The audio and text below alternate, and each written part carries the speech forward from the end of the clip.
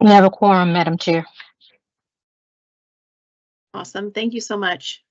Good afternoon, everyone. We'll go ahead and get started. We'll start with action item number 2, which is election of officers for Technical Advisory Committee, the TAC Chair and Vice Chair. And Mike Sexton with the Nominating Committee will walk us through their meeting and recommended officers. And this is Chad at CAMPO. I'm seeing if, I don't think Mike is on yet. Okay. Or maybe Amy, is she on? Amy said she can't make it today. Okay. Well, you want to come? We can come back to that. Angela, Angela, do you have the backup on that? I'm here. Hi, I am here, but I don't have the names in front of me, who it is that we agreed to. Okay, do you want me to just cover the summary of the meeting? Yes, I would appreciate that. And then okay. I can confirm that those facts are true. Okay, good. Turn our camera off.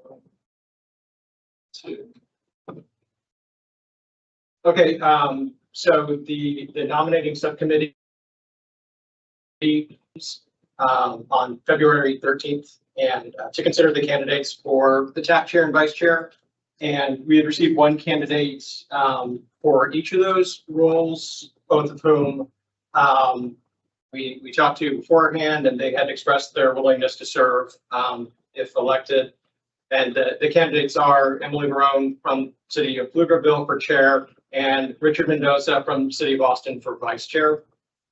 And the subcommittee discussed the experience of the candidates as well as the roles of Chair and Vice Chair. And following this discussion, they unanimously voted to recommend to the TAC to elect Emily Barone as Chair and Richard Mendoza as Vice Chair. So anything else you want to add to that, Angela? No, that was great. Thank you very much for those thorough notes. Okay.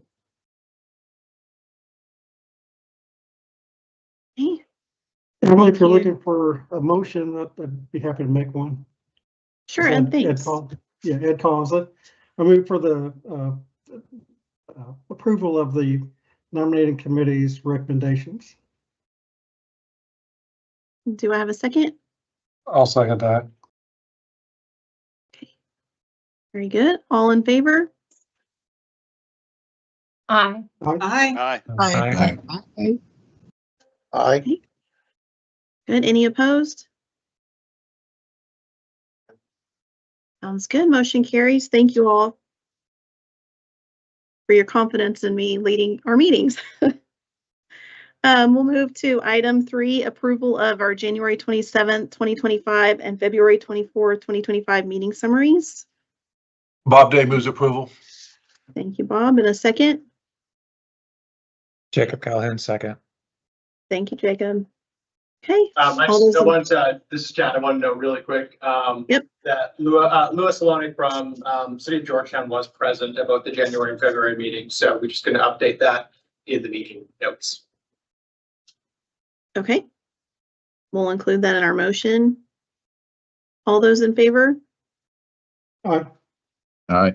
Aye. Aye. Aye. Aye. Any opposed? Awesome. Thank you so much. Item 4, discussion and recommendation of the 2025 federal performance measures targets. And Narev is going to walk us through this item. Thank you. Good afternoon.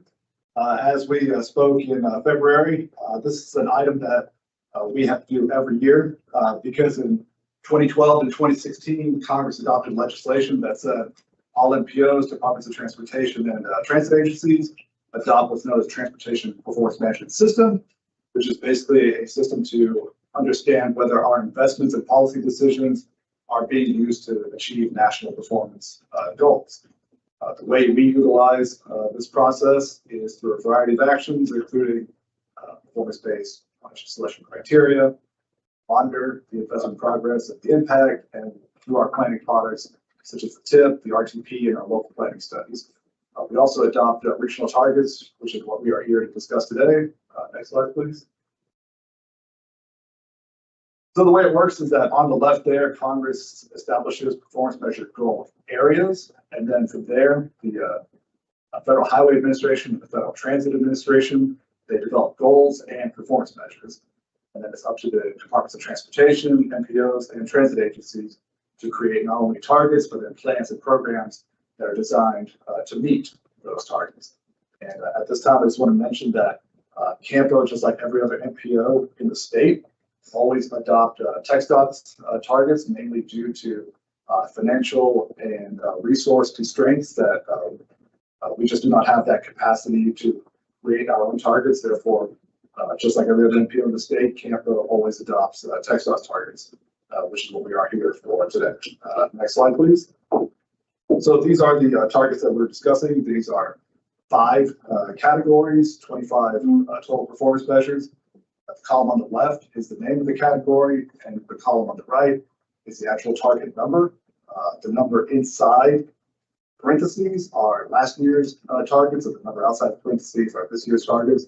If you will notice, just about all of them, almost all of them, are the exact same target from last year, meaning that the agency, both Cap Metro and TxDOT, have elected to keep their targets the same from the previous year. Next slide, please. This is not the only way that we measure our performance. We also have an online dashboard, which we use to keep track of not only the targets, but our performance against them. We update it as best as we can, but we've been having some trouble with our software lately, so updating is creating more trouble than we anticipated. But it's a problem that we are working on at the moment. But this is essentially the information in 2 different avenues. One is the static slide that we have in the previous slide, and then our dashboard is available on our website. Next slide. So again, this is something that we need the board to adopt in order for things such as self-certification, to getting our TIP approved and our RTP approved. So it's something that we do annually. And at this point in time, staff requests the TAC recommend to the Transportation Policy Board adoption of the 2025 Performance Measure Report and targets. Thank you for your time. Before any questions. Okay, very good. Anyone have any questions, comments?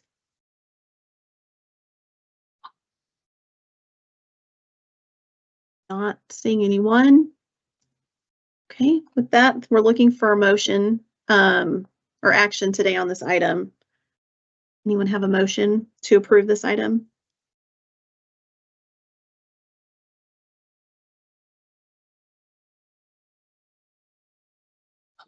This is Brian Kuhn. I'll motion approval. Thank you. Can I get a Ed second? Collins, will second. Okay, Second by Ed Collins. thank you. Thank you. Okay, all those in favor, please say aye. Aye. Aye. Aye. Aye. Aye. Good. Any opposed? The motion carries. Okay. Thank you. Narev, we'll move into item 5, presentation on the final draft of the 2050 Regional Transportation Plan. Will? Thank you, Emily. Good afternoon, everyone. This is an information item on our progress towards the final 2050 Regional Transportation Plan. Previous presentations on the plan to the TAC have included a summary of the purpose and timeline of the RTP, an overview of the call for projects process, and the projects received through that process. A presentation on the fiscal limit calculation and findings, and a presentation on the draft RTP back in January. This update will review our changes to the version of the draft plan reviewed by the TAC in January, a summary of our work still in progress, an overview of the currently open second round of public outreach, and a reminder of how to provide feedback to CAMPO. Before we dive into the updates, I'm going to briefly hand the presentation over to Allison Flewitt with Kinley Horn to remind folks how we arrived at the fiscally constrained list for the RTP. Allison? Thanks, Will. So first off, thank you to all of our jurisdiction and agency partners for your partnership on developing our revenue projections as well as submitting projects for inclusion in the RTP. We did have over 1,000 project submittals from 29 different jurisdictions and agencies, including TxDOT. Just as a brief recap, as Will mentioned, we do think about including those projects that have been previously approved in the TIP timeframe. And then we also consider projects that were submitted specifically designated as locally funded. I'll note that those are not scored as we go through our process. If those projects should be desired to be considered in the future for state or federal funding, they will need to be scored to be considered kind of at that later date for consideration in state and federal fiscal constraint process. So once we've gone through the TIP and our local funding, we do then rank our remaining projects for consideration in federal and state funding prioritization based on their MPO reviewed scores. And that's how we arrived at our fiscally constrained project list and our illustrative project list. At this point, Will's going to take us through the progress that we've made to get from our initial draft to where we stand today. Thank you, Allison. Next slide, please. Here are the completed and ongoing updates to the RTP that I'm going to discuss today. This includes updates to the Title VI and vulnerability analysis, an overview of projects completed since the 2045 RTP was passed in 2020. This was specifically requested by the TAC in January. I want to cover agency and jurisdictional comments on the project listings that we have received since January as the comments we've received. And finally, I'll provide a status update on the travel demand model. Next slide, please. Title VI analysis. This was previously covered in my planning activities at the February TAC, but I wanted to remind folks, we made sure our Title VI analysis was consistent with recent executive orders. First and foremost, our analysis considered protected classes under Title VI, but we also maintained the vulnerable populations analysis that you saw in both the draft 2050 RTP and previously in the 2045 RTP. This analysis also considers other populations, including low-income seniors, persons with disabilities, zero-car households, persons with limited English proficiency. To supplement the identification of low-income communities, we are also looking at areas of persistent poverty as defined by USDOT. Next slide, please. A comment during the January TAC meeting suggested we add a summary of major projects completed since the 2045 RTP was adopted. I'm going to quickly run through the list we compiled, which is being added to the plan document. So roadway projects include the 183 South project. This added toll lanes and frontage roads between 290 and Ben White. And this also included a shared use path and 3 pedestrian bridges. We have SH 130 widening from 71 to 45. Completion of overpasses on SH 71 at Ross Road and Kelm Road. Also several innovative intersection improvements at both freeway interchanges and arterial intersections. A couple of them are listed here. There's the FM 110 improvements. It's an alternative route for the east side of San Marcos. Then we have several local projects that were completed, such as New Hope, the New Hope Drive extension, the Katy Fort Boulevard extension, and there's also the City of Austin Vision Zero program, which I think since 2045, since the 2045 plans passed, has improved 20 corridors and 20 intersections. Next, some transit projects completed since the last plan. So there are several improvements on the Red Line commuter rail, such as the downtown station reconstruction, various double tracking projects in the new Cal station. 2 new rapid routes, Pleasant Valley and Expo lines just started service earlier this year. Additionally, several new on-demand pickup services have been implemented in the last 5 years. For carts, they also have new and expanded on-demand pickup services, and the Eastside Bus Plaza opened several years back. Just back to the previous slide for a second, Simone. This was not included in the list, but I'd like to add some additional information on major active projects that have been completed since 2020. I'm aware of new segments to several urban trails, including Austin to Manor, Violet Crown, and Brushy Creek Trail, but I'm open to suggestions of other active projects you consider important. And so I invite your input on that aspect, as well as roadway and transit projects. Next slide, please. Agency and jurisdiction review. I'm going to provide an update on feedback that we've received since January that informs the project list. TxDOT reviewed all on-system projects submitted by local sponsors to determine their concurrence. We have reached out to sponsors to discuss the results of this review and are working with TxDOT and the locals to update the project list accordingly. CAMPO staff also independently reviewed the project list for consistency between TxDOT and local project submittals. Through this process, we identified a couple of duplicates and worked with TxDOT and the local entity to determine which projects to maintain. We received plan comments from a few local agencies and are working to incorporate specific changes indicated in those comments into the narrative and project list. And some of these conversations are still ongoing, and after we finish, we will incorporate any changes into the fiscal constraint assessment and the travel demand model. Quick reminder on the next slide about the project web map. I just wanted to remind folks of this resource for your review. The viewer will be updated as we continue to have discussions about the final constrained and illustrative project list. So I highly recommend bookmarking this, both during the final stages of the 2050 RTP and into the future. You can use it as a resource to reference the RTP project list. Next slide, please.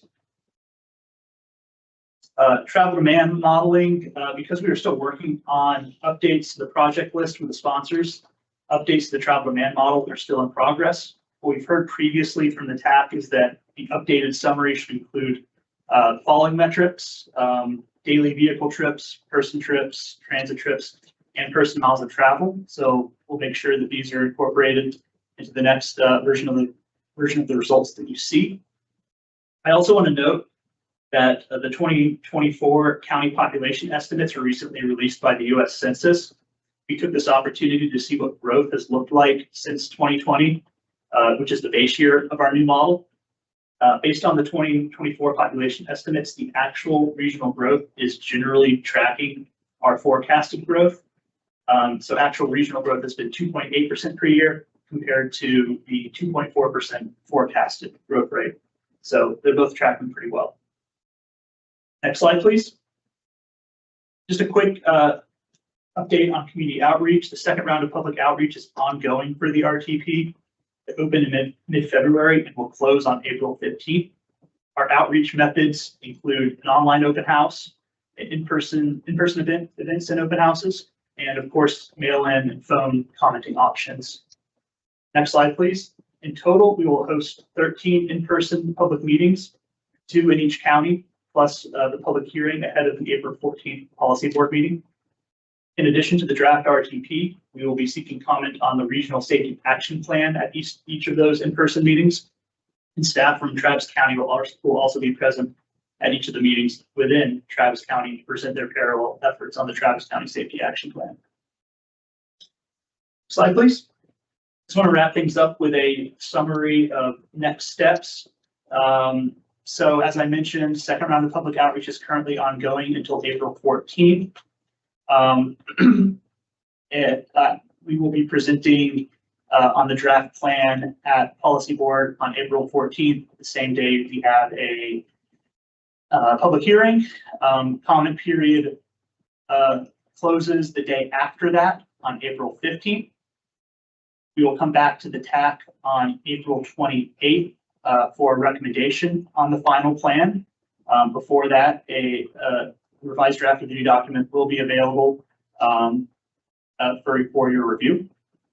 And then on May 12th, we will be visiting with the board for action on the plan. And in the meantime, ahead of that deadline, you're welcome to submit comments via our online open house or directly to me ahead of April 15th. You can just send it straight to my email. And with that, I'd be happy to open it up for questions. Thank you, Will. Does anyone have any questions? Comments? This is Jennifer with Hayes County. Where are the in-person public meetings listed and which day? We have that on our website on our calendar. Now, if you go back, if you go back to the previous slide, we might have it. Okay, we don't have the actual dates listed for the Hayes County meetings. I do know, I can tell you that we will be at Buta's birthday on Saturday, the 5th. And I have to double check on if we already had the meeting in Dripping Springs or if it's, we did. Okay. We've already had the meeting in Dripping Springs, but we will be in Buta this Saturday. Okay, thank you. Jennifer, any other questions, 2 Saturdays from now. comments? Good. Okay, well, it's just the information, and if you think of a question or comment, feedback to Will and the CAMPO team is by April 15th. So be sure to get that in then, and we'll then take action on this item at our next TAC meeting. Okay, then with that, we'll hand it over to Chad for report on transportation planning activities. Thanks, Chad. So, we received notice last week from the National MPO Association that the Trump administration was had taken action to move unspent, unused TIFIA funding, and let me pull up what TIFIA stands for because I have forgotten. So TIFIA stands for Transportation Infrastructure Finance and Innovation Act. So TIFIA is a loan program, actually. TxDOT has used it from time to time, and the RMA has used it. But there was money sitting in that account that had not been used, and so the Trump administration is moving that funding over to the Surface Transportation Block Grant account, or Category 7 in TxDOT speak. And that money will run through the existing formulas for distribution. So what that means is TxDOT will receive funding for that, and then also CAMPO and the other MPOs in the state and the country above 200,000 will also receive funding based on population mostly, but through the formula. So the extra money will be for the current fiscal year that we're in, and then also for fiscal year 26 when the current IIJA bill runs out. More than likely, we will see an continuing resolution of the existing bill, because that's what we've seen for the last, I can't remember how far back it was before we didn't have a continuing resolution. But more than likely, we're going to see a continuing resolution, and I would say we're probably going to see additional funding until we see a new bill adopted by Congress. So what does this mean for our region in terms of the additional funding? So TxDOT sent out a table last week for CAMPO. For Cat 7, it's about an additional $5 million a year for the next 2 years. And for the upcoming Cat 7 call we're having in the fall, we're going to add that money into that call for projects.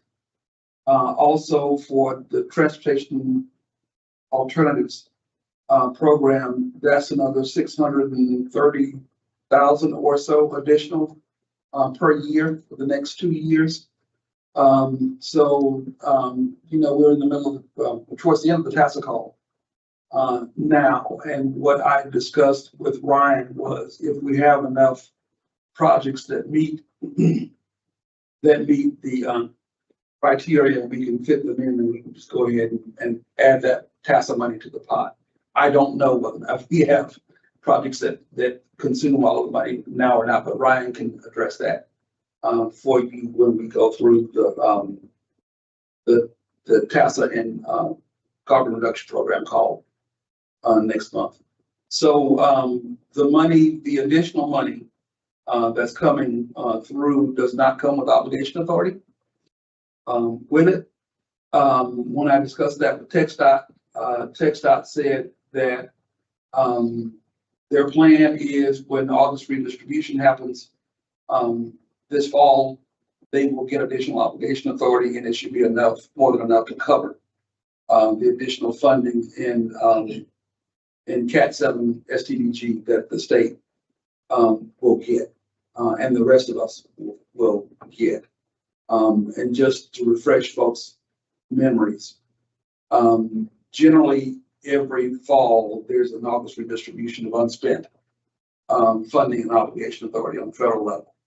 Usually Texas gets about 400 million in additional OA. Last year was a record year, and the next 2 to 3 years will also be record years for obligation authority in August redistribution. So last year Texas got 1.4 billion in additional obligation authority. So with the money that we're looking at, and I can find the text table that they sent out the other day, and we can send that out to y'all so you can see how much money we're talking about. So we should be good on obligation authority going forward there. So, you know, good news there. And I guess we'll just wait and see what else comes forward.